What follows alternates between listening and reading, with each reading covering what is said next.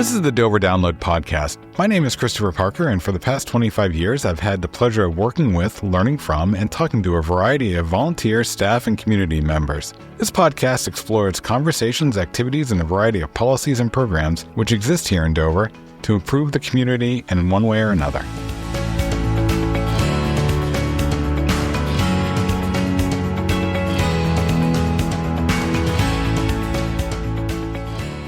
In 1997, when I started with the city, one of the first projects I worked on was the 1997 land use chapter of the master plan. And then I was the lead staff on the 2007 chapter, and I got to be in the supportive role for 2014. Today, we're going to hear about the 2025 follow-up to the 2014 chapter, of which I have nothing involved with. So, like the listener, I'm going to learn a lot about our 2025 land use chapter of the master plan and what's going on. And who am I going to learn that from? Aaron Bassegio of the planning department is here to walk us through what the steering committee, staff, and our consultant are working on. Good morning, Aaron. Good morning, Chris. So enlighten us. What is going on with the 2025 land use chapter of the master plan? So, like you said, it's been about a decade since the land use chapter was last updated. It's a pretty, as you might guess by the name of the chapter, it's a pretty critical chapter of the master plan. One of two that's required. It's one of two that's required by the state. And it's coming off of us just updating our conservation and open space chapter of the master plan. So it's good timing to be reviewing how the city has grown over the past 10 years, how it's changed, how it's stayed the same, and what goals we've met from the previous land use chapter. Again, I keep saying land use, but that really covers and encompasses how, not only how we use the land, but looking at the demographics of the people that live here, economic development, all the pieces that go into making a community. So it's funny you say that, because I remember, and I was fresh out of college, being like, why is this called the land use chapter? Because it's not just land use. As you say, there's housing, there's economic development, there's demographics, there's, in some way, community character. There's a lot of different elements that are sort of wrapped into this document. Definitely. And we are working with actually the same consultant that updated the land use chapter previously, Resilience Planning and Design. And they recently completed an existing condition summary for the city. That's looking at where the city is now and touches on all the areas that we're talking about now. What have you found, because you were not involved in the 2014, what have you found is an interesting outcome of that chapter? Is there anything that jumps out to you that you're like, oh, now I know why we do that or didn't do that? I think the city has really been focused on smart growth since that time and beyond, but just looking at the previous land use chapter, we've seen pretty consistent and sustainable growth in terms of population size in the city of Dover, and seeing how the city has developed residentially, commercially, has really matched that sustainable growth. We were looking at a land use map that was created as part of the previous land use chapter, kind of splitting up the city where people live, where people work.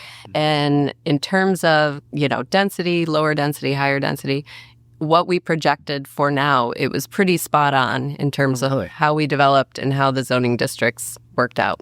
So we've talked about this before, but I think it's worth bringing up that there are a couple different ways you can do master plan chapter updates. You can roll it into one big umbrella project, and once every 10 to 15 years, you spend what probably now is over $200,000 in one shot, and you create a committee that goes through the 17 potential options that you can include in your master plan. Or you can do what we do, which is break it into bite-sized chunks, and you get people that are specifically interested in that chunk and move from there. And I guess what we do is that plus the innovation that we began in 2011 by doing the visioning chapter separate. Because a lot of times the vision chapter and the land use are also a combined effort. If anyone has a basic master plan, it's probably just those two real elements. What do you find the connectivity between the vision chapter and the land use chapter becomes in this sort of scenario? Well, because we also just recently updated our vision chapter, Also, again, with our same consultant partner, which does allow us to have some natural connectivity with the chapters, a lot of the same themes between them. But in our vision chapter, we called our main visioning elements kind of our overarching goals for the city as our pillars, which is a good way of looking at the vision chapter. So I feel like if I'm going to continue that metaphor for the vision chapter, if those are our pillars, the land use is kind of the foundation, looking at how we're designing the city in a smart way and in a sustainable way. Good.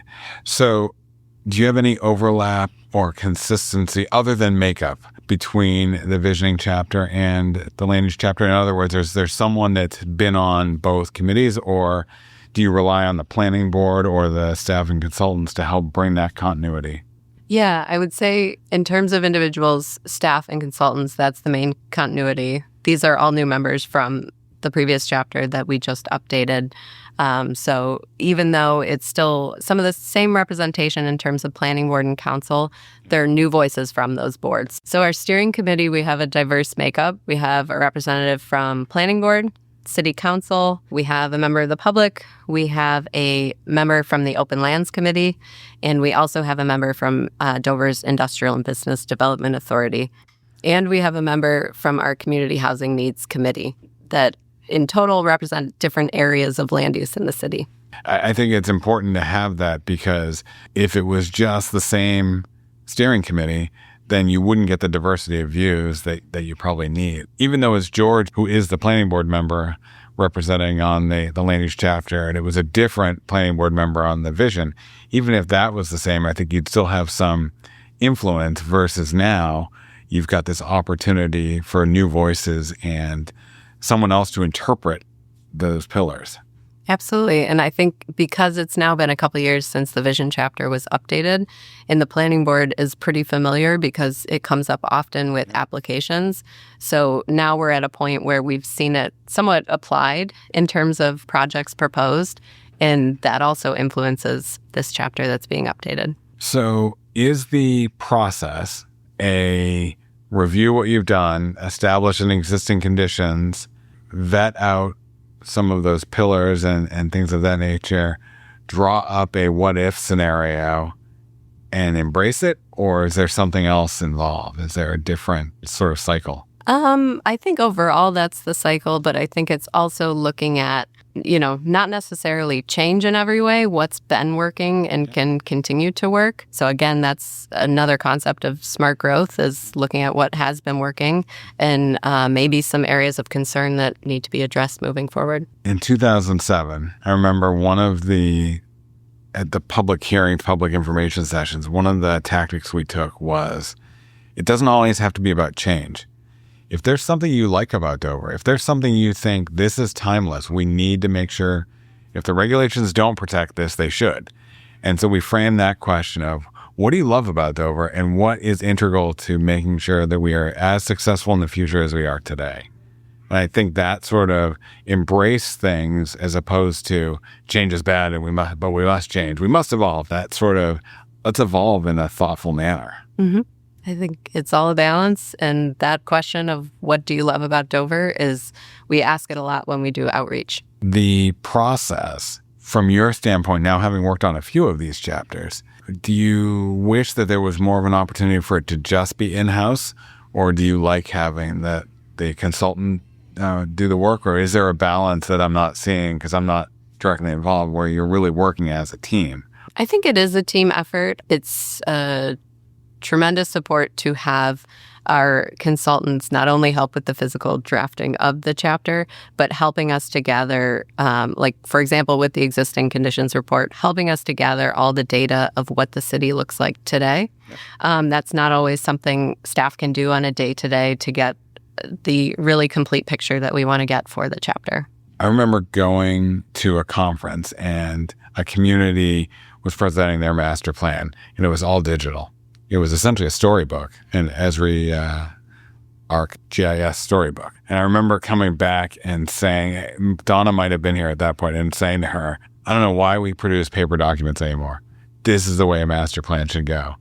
And Steve Whitman, who's our consultant. I think he was working on one of the chapters at that time, and he was like, I like where you're going, but we're not there.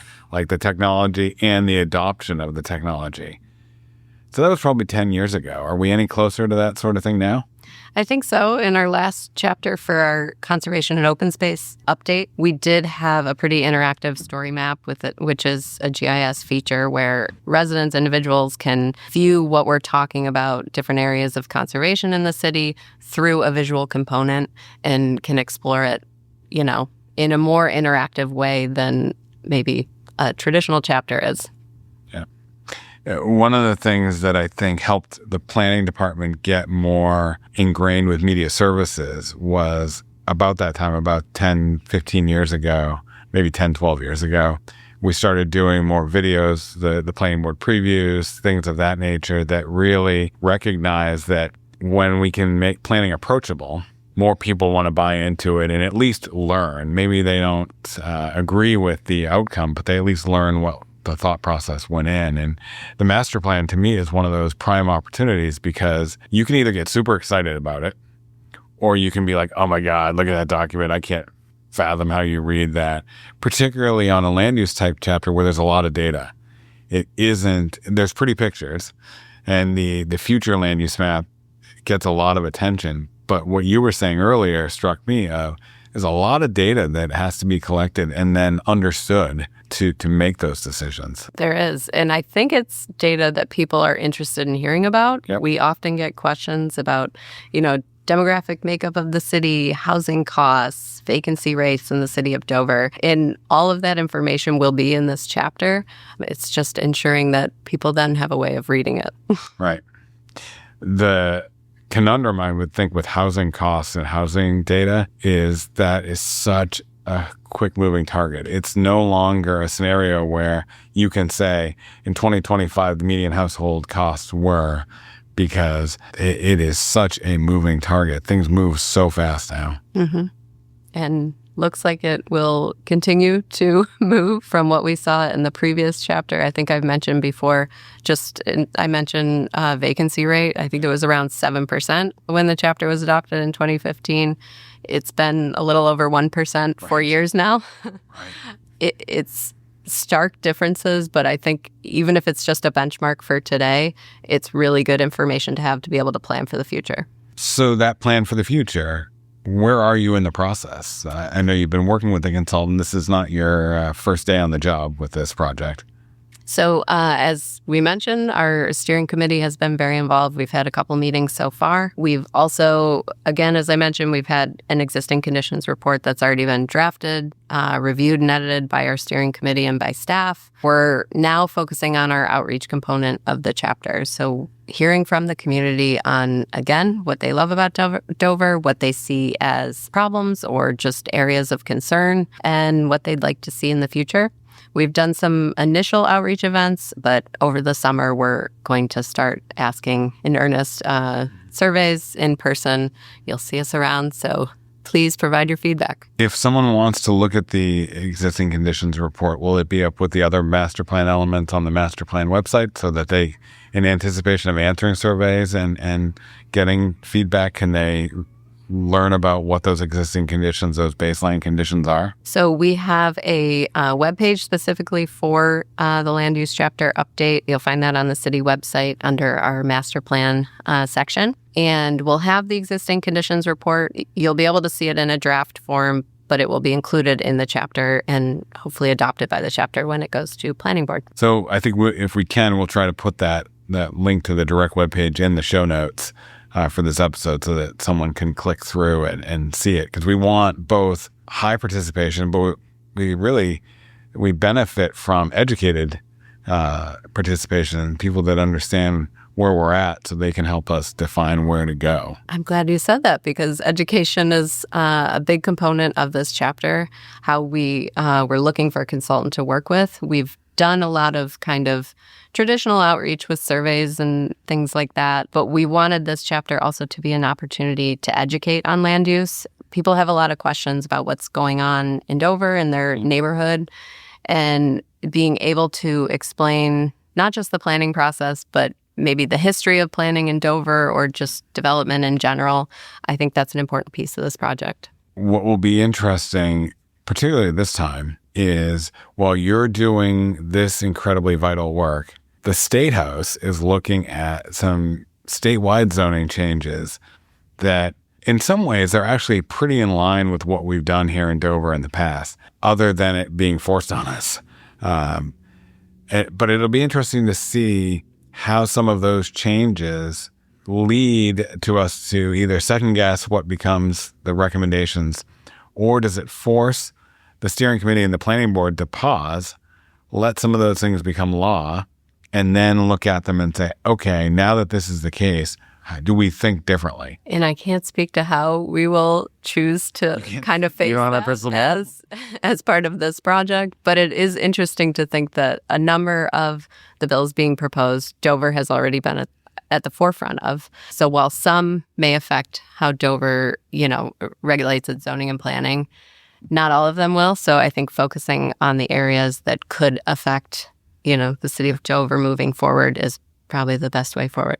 What sort of timeline do you envision for the chapter? Is this something that will probably be completed in 2025? Is this something that's a 2026 completion? How do you see the next couple months to wrap this project up, or are you not close to wrapping up? So as I mentioned, the summer will be mainly outreach, getting more feedback from the public and some education opportunities too. We hope to have a draft of the chapter in the fall, potentially going to planning board in October or November of this year. So wrapping up in 2025. So we say a lot on the podcast that part of why we do this podcast is to engage the public and get people to the table and give them another outlet to learn. The land use chapter of the master plan is a critical component of where we're going as a community. It's part of our strategic planning efforts here in Dover. I would highly encourage folks to get in touch with Aaron, get in touch with the steering committee, know what's on the plate, and take advantage of those feedback options, because we always want folks to be part of our good, thoughtful planning,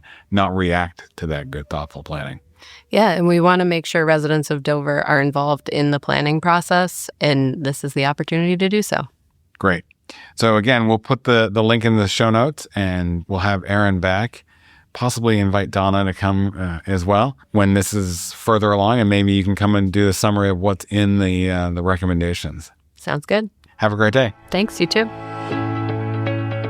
Dover has a wealth of history in its over 400 years of existence. Coming up, Mike Gillis is going to share some of that history with us. This week in 1927, Dover came together in a patriotic display of song, ceremony, and civic pride during the city's Flag Day celebration, hosted by the local Elks Lodge. Held in the lodge rooms on Washington Street, the event drew a full house for a moving tribute to the American flag, complete with ritual performances, live music, and stirring speeches. The evening opened with selections by the Metronome Orchestra of Somersworth, followed by the lodge officers' ceremonial march and a prayer by Chaplain H.E. Meader. Then came a visually striking procession of young women presenting the historical flags of the United States, from the earliest colonial banners to the stars and stripes as we know them today. The ritualistic construction of the Liberty Bell on the altar followed, symbolizing the nation's enduring commitment to freedom. Miss May Fuller delivered a violin solo, Miss Annie Meader recited a patriotic poem, and Brother Thomas Brennan sang Roses of Picardy. The highlight was a rousing keynote address by Honorable Charles O. Bailey of Boston, who spoke passionately about American unity, sacrifice, and the responsibilities of citizenship, calling on listeners to remember the past while committing to a stronger future. Flag Day, celebrated annually on June 14th, commemorates the adoption of the Stars and Stripes as the official U.S. flag by the Second Continental Congress in 1777. It became an official observance in many communities by the early 20th century, thanks in part to advocacy by school teachers and civic organizations. While not a federal holiday, Flag Day serves as a reminder of the ideals the flag represents: liberty, sacrifice, and unity. Thanks for listening to the Dover Download this week. If you like what you heard, subscribe through your favorite podcast aggregator. And if you have something you want to hear a topic on, let us know. Finally, this is just one of the many ways we share information about the city of Dover. You can subscribe to the Dover Downloads email newsletter every week or other newsletters that we have by going to the City of Dover homepage, www.dover.nh.gov. Have a great week.